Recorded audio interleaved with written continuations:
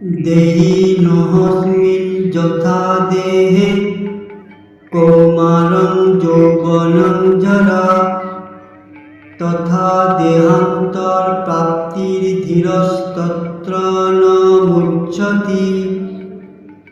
দেহি আত্মার দেহ যেভাবে কৌমার, যৌবন ও জরার মাধ্যমে তার রূপ পরিবর্তন করে, মৃত্যুকালে তেমনি ওই আত্মা এক দেহ থেকে অন্য আরেকটি দেহে দেহান্তরিত হয়।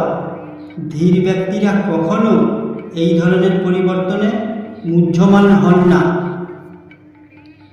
শ্রীকৃষ্ণ জীবনের খেলা বোঝাতে গিয়ে বললেন, যেমন জীবাত্মার এই দেহে বালক, যুবক, বৃদ্ধাবস্থা প্রাপ্ত হয়, তেমনি অন্য শরীরও প্রাপ্ত হয়। স্থির পুরুষ তাতে কখনো মোহিত হন না।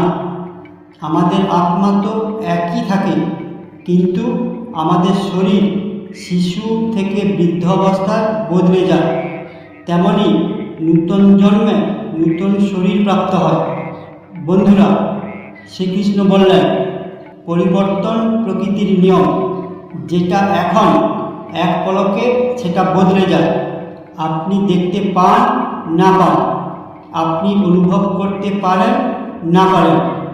যখন পরিবর্তন জগতের নিয়ম, তখন এই নিয়মের জন্য দুঃখ কেন?